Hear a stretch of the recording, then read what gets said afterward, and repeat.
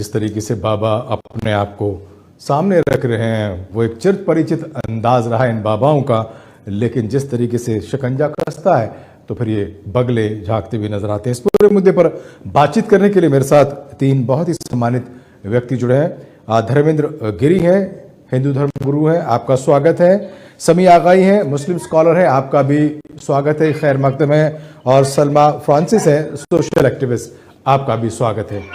मैं सबसे पहले धर्मेंद्र जी के पास आना चाहूंगा कि क्या कहेंगे, एक के बाद एक, यूं कहूं कि बिल्कुल मौसम सा नजर आता है, कभी ये बाबा कभी वो बाबा, और फिर उसके बाद जब उनकी यूं कहूं कि पोलें खुलती हैं तो ऐसे लगता है कि कोई एपिसोड शुरू हो गया हो, और फिर उसकी जो जगह होती है वो बड़ी चिर परिचित जगह है जहां अब तक के भी जितने हैं वो सारे के सारे वही पहुंचे हैं। क्या लगता है, किस तरीके से आप इसको मानते हैं कि ये तंत्र मंत्र है, चमत्कार है, या इसमें वाकई कोई हकीकत है? देखिए, जिस तरह का मुद्दा ये आया है जी, इसको अगर देखा जाए, इसमें जो वास्तविक स्थिति है वो यह है कि ये एक आस्था है। आस्था कहाँ है और किस व्यक्ति के द्वारा कही गई है जी, वो मायने करता है।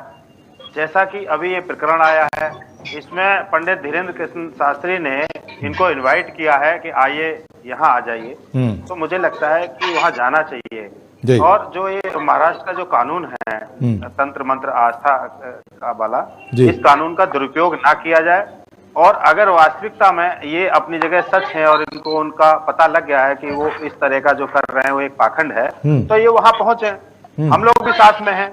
अगर ये किसी आस्था को पाखंड में बदलना चाहते हैं तो वो फिर गलत है।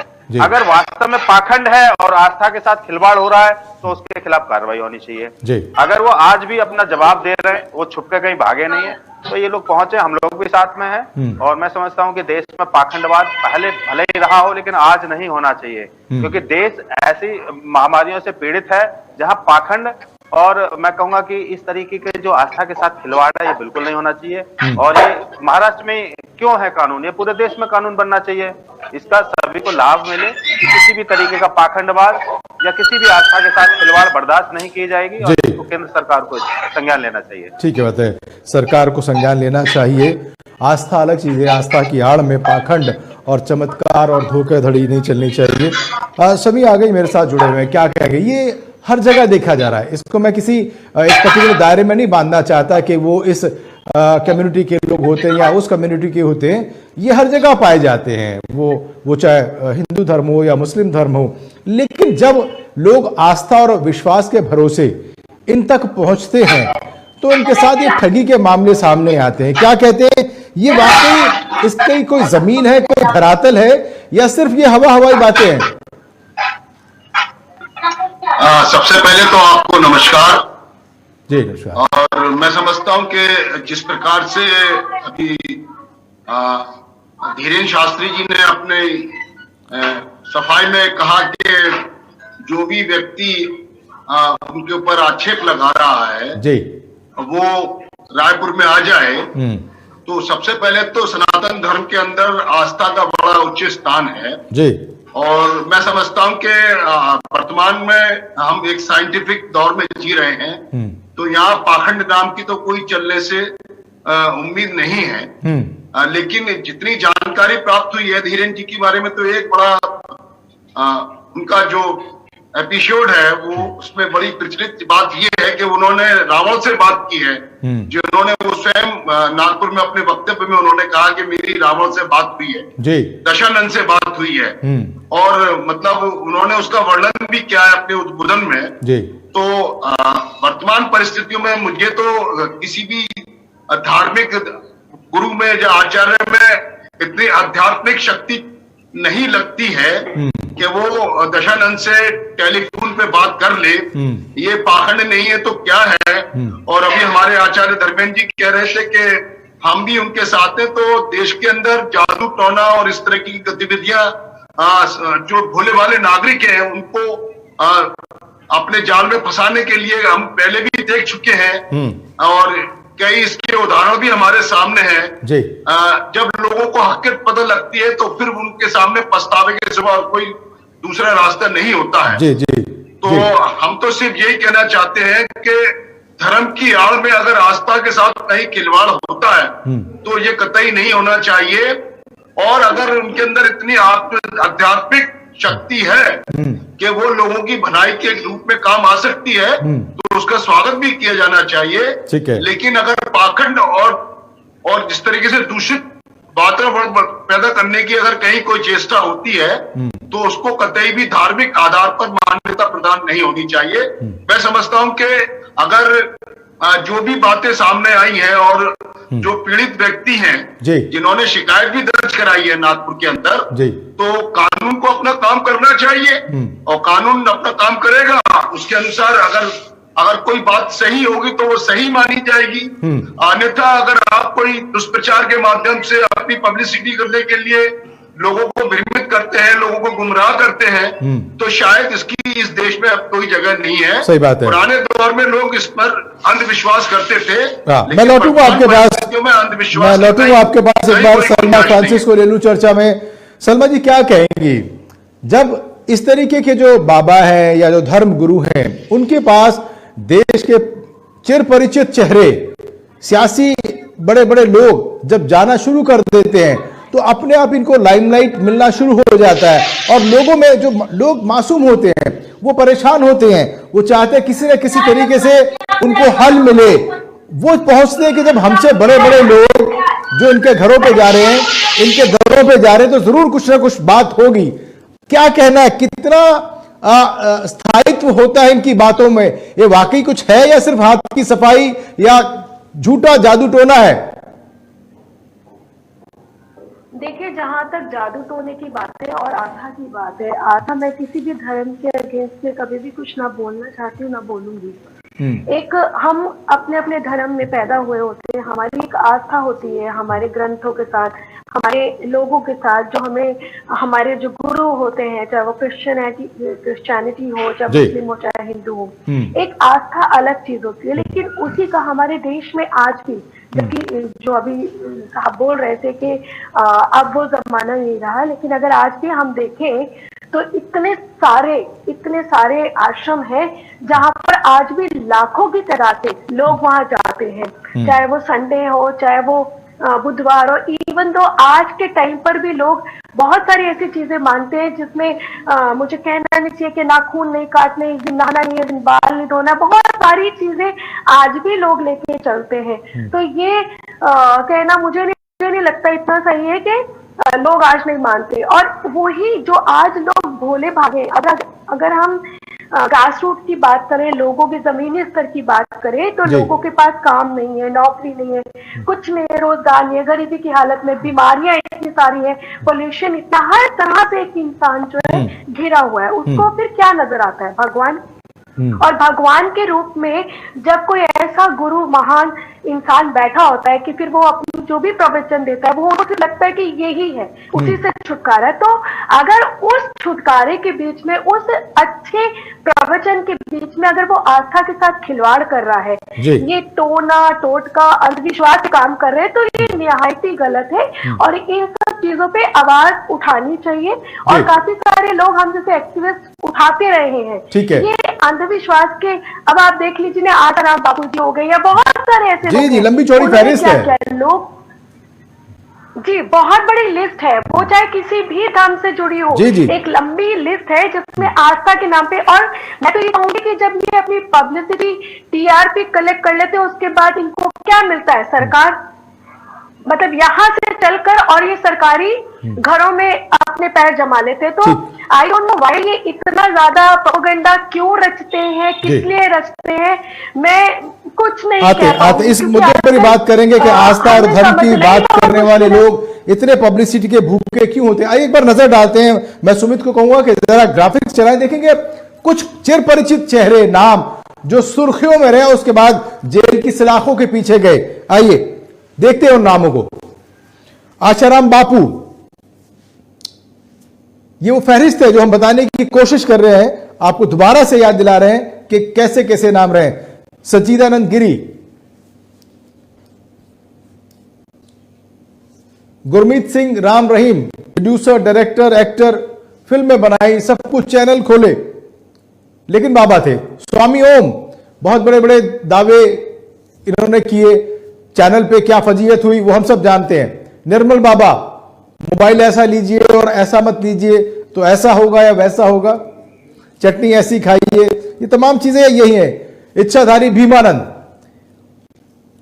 जी, स्वामी असीमानंद, अलग अलग प्रकरणों को लेकर के, वजहों से लेकर के ये सुर्खियों में रहे थे। बाबा गुरु थे नारायण साईं, लेकिन बाद में सब पर शिकंजा कसा गया। संत रामपाल जी, हर कोई अपने आप को जो है इस फहरिस्त में शामिल, बहुत लंबी चौड़ी लिस्ट है, इतना समय नहीं है वरना हम वो भी बताते। मैं धर्मेंद्र जी के पास आना चाहूंगा। आचार्य जी, आस्था एक पवित्र चीज है और एक आम आदमी जो है इस उद्देश्य से जाता है, इस मकसद से जाता है कि उसका उद्धार हो जाएगा, उसको सीधा रास्ता मिल जाएगा, वो सच्चाई की तरफ बढ़ेगा, उसकी समस्याएं दूर हो जाएंगी। और जिस व्यक्ति को अपना सब कुछ समझ रहा है और बाद में उसका ये दूसरा चेहरा सामने आता है तो उस पर क्या बीतती होगी, उसके परिवार पे क्या बीतती होगी। क्या धर्म जो है ये चाहता है कि उसको पब्लिसिटी चाहिए, धर्म चाहता है कि उसको सियासत चाहिए, धर्म ये बताता है कि उसको ऐसी शोहरत चाहिए कि लोग नतमस्तक होते हुए उसके द्वार पर आए। देखिए, मैं कहना चाहूंगा, क्योंकि मुझे पाखंडवाद से लड़ने का बहुत अच्छा अनुभव है जी जी, तो मेरा मानना है कि कम से कम 1 करोड़ से ज्यादा परिवार ऐसे हैं जी जो इसका शिकार हैं। जी जी, मैं विशेष धर्म की बात नहीं करूंगा, मैं किसी की भी आस्था अगर है जी, और आस्था के लिए कोई वहां पहुंचता है अपना दुख दर्द लेकर जी, उसके साथ जो खिलवाड़ हो रहा है वो महापाप इस करने वाले हैं, उनको तुरंत दंडित किया जाए। मैं तो कहूंगा कि वही जनता उसको चौराहे पे खड़ा करके उसको पत्थरों से मारे, भले ही वो किसी भी धर्म से जुड़ा हुआ। बिल्कुल बिल्कुल, क्योंकि ये देश पाखंडवाद का शिकार हो चुका है। हमें यहां से पाखंडवाद हटाना होगा। अगर वास्तव में किसी की आस्था है तो पूरा देश उसके साथ खड़ा हुआ है, अगर वो पाखंडी है, पाखंडवाद फैला रहा है, तो पूरा देश उसको पत्थरों से मारे और उसको नंगा करके, मैं कहूंगा कि उसके सही आचरण को सामने लाया जाए। सरकार को इसमें कदम उठाना चाहिए, किसी भी पाखंडवाद का सरकार को समर्थन नहीं करना चाहिए। और ये सरकार उस पाखंडवाद में फंसती जा रही है। मैं कहूंगा कि जो भी इस पाखंडवाद का शिकार होगा, भले ही वो किसी के द्वारा हो, वो अब इस रूप में उसको स्वीकार नहीं किया जाएगा। आचार्य, मैं एक बात और आपसे पूछता चलूं कि आस्था जो है वो बहुत बिल्कुल खुशबू की तरह है, बहुत छुपी हुई चीज होती है, उसका इतना प्रचलन कर देते हैं, इतनी इश्तहारबाजी, पोस्टरबाजी, मीडिया, नेतागण, तमाम चीजें, यहां तक कि ये माना जाने लग जाता है एक पार्टी के लिए कि अगर इस बाबा के पास चले गए और चरण धो के पी लिए तो हम फिर विजय हमें मिलेगी ही मिलेगी, या इस बाबा के पास पहुंच गए तो जितने भी इनके अनुयायी हैं वो सारे के सारे हमें वोट देंगे। ये एक धारणा पैदा होती जा रही है। ये सिर्फ एक मानसिकता है और ऐसी घृणित मानसिकता कुछ लोग ऐसा है जिनका ईश्वर से विश्वास उठ जाता है और जो अपने आप में सक्षम नहीं है, वो इनको आधार मानते हैं। मुझे लगता है कि अगर किसी की आस्था वो सीधा ईश्वर को मानता है या अपने देव आराध्य को, जिनको वो अपनी आस्था के अनुरूप पूजता है, तो वहां बीच में किसी को भी मीडिएटर बनाने की आवश्यकता नहीं है। बिल्कुल, मुझे लगता है कि ऐसे पाखंडवाद का अब अंत करने का समय आ गया है और केंद्र सरकार को इस पर संज्ञान लेना चाहिए, ऐसा एक कानून बने। मैं बताना चाहूंगा कि मेरे पास ऐसे कितने लोग आते हैं जो रोते हैं, जिनके घर बर्बाद हो गए, भूत प्रेत के चक्कर में उनकी जमीनें बिक गई, उनके मकान बिक गए, इतने पीड़ित हैं और उसके बावजूद जब लोग मर गए, 11 लोगों ने सुसाइड किया था, मैं 11 लोगों ने ये सुसाइड किया था इसी अंधविश्वास को लेकर।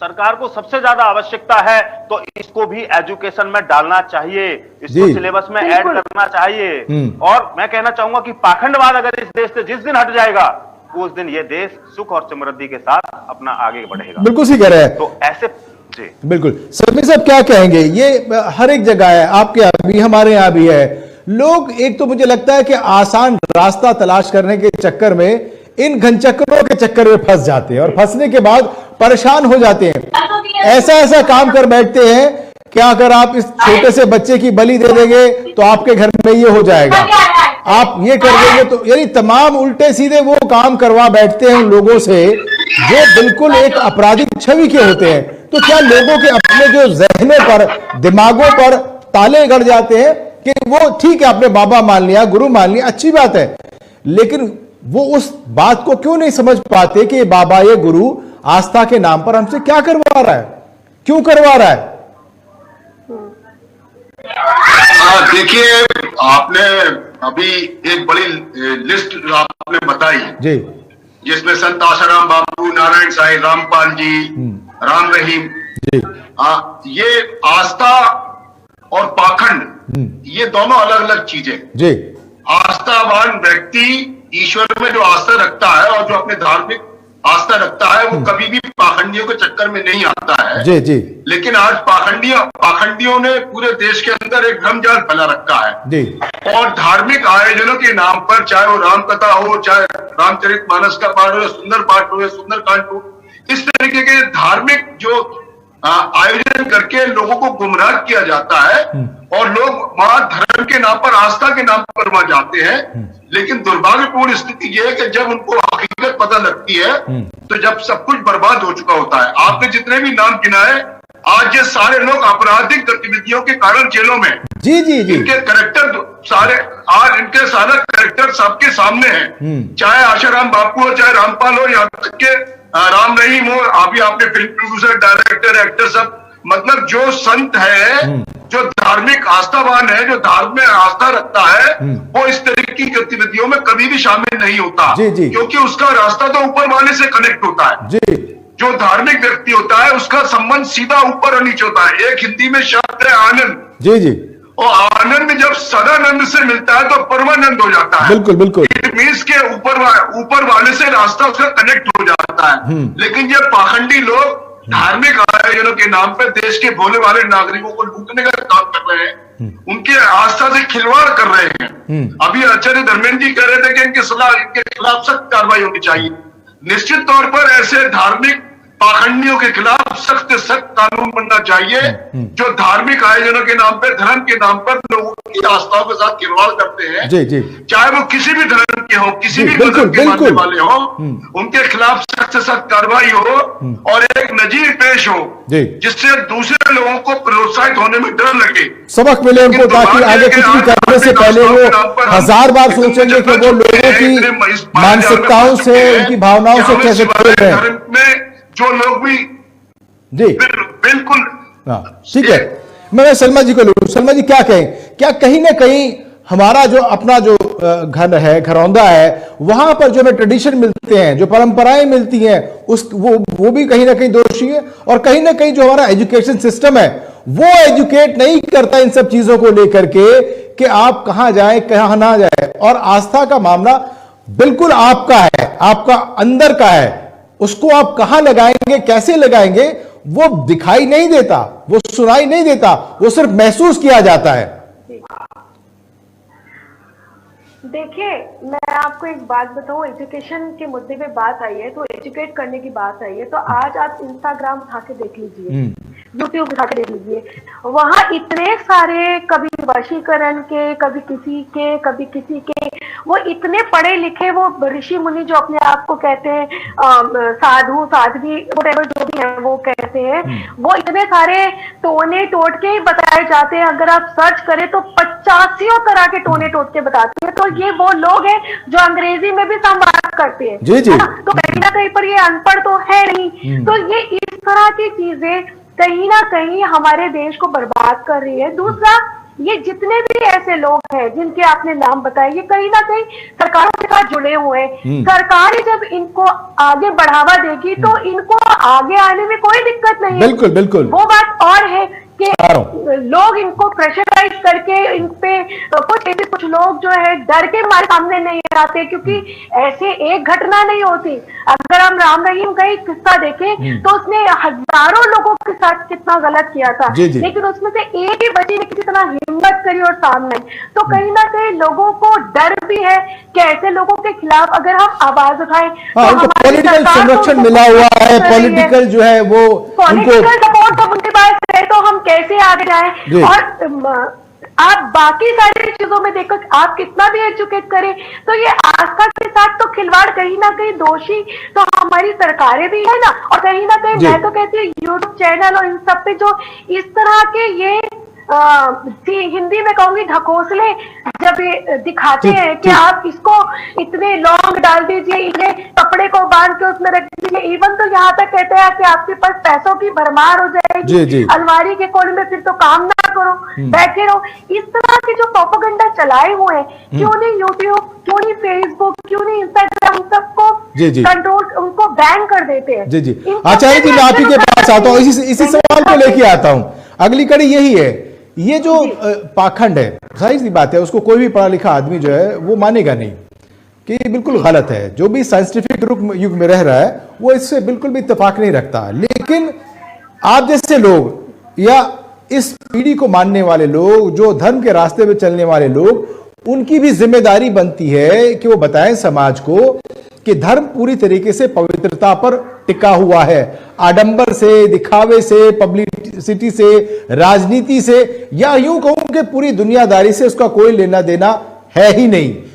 इस बात को लेकर के प्रवचन नहीं होते, ठीक है, कथाओं पे की बातें होती हैं, वो तमाम होती हैं, लेकिन समाज में जो चल रहा है, ये जो गलत लोग पैदा होते जा रहे हैं, उनकी सफाई के लिए कोई काम या कोई कार्यक्रम आप लोग करते हैं? देखिए, बिल्कुल हम लोग जी जी जी धर्मेंद्र जी जी, जो पाखंडवाद है उसके लिए सरकार को भी आगे आना चाहिए। और आज जिस तरीके से पाखंडवाद फैल रहा है उसका मैं एक एग्जाम्पल देना चाहूंगा कि टीवी पर चल रहा था कि कोई पर्स खोल के कोई कृपा बरसा रहे थे। उनकी बच्ची का उस दिन एडमिशन नहीं हुआ और आखिरी था, जितनी भी सीट रही होंगी, जैसे 50 हैं तो उनका 51वां नंबर था, उनकी बच्ची का उस दिन एडमिशन नहीं हुआ। लेकिन उनकी पत्नी ने उस दिन जो पर्स खोल के जो कृपा बरस रही थी, उस दिन वो कृपा मांग ली, और अगले दिन होता क्या है कि किसी अधिकारी का ट्रांसफर हो गया, उन्होंने अपने बच्चे का नाम विड्रॉ कर लिया। तो उस दिन जब वो गए, क्योंकि एडमिशन 51वें नंबर का होना था, जब एक विड्रॉ हो गया तो उनकी आस्था बन गई कि कृपा बरसी है और उसमें आस्था बन गई। तो मैं समझता हूं कि इस तरीके का जो पाखंडवाद है, ये आस्था कभी नहीं हो सकता, और आस्था व्यक्ति के स्वयं की होती है, आस्था किसी की गुलाम नहीं है। मेरी आस्था अगर कहीं है तो वो सिर्फ मेरे लिए है, उसको पाखंडवाद की तरह दूसरों के लिए नहीं फैलाया जा सकता। मैं समझता हूं इसके लिए एक विशेष कानून बने, क्योंकि ये पाखंडवाद फैलाने वाला एक नहीं है, किसी धर्म विशेष के नहीं है, ये सब लोग हैं जो आस्था से कमाने का एक जरिया आप बना चुके हैं। बिल्कुल सच्ची बात कही आपने, ये प्रोफेशन बन गया है। बहुत शुक्रिया धर्मेंद्र गिरी जी आपका।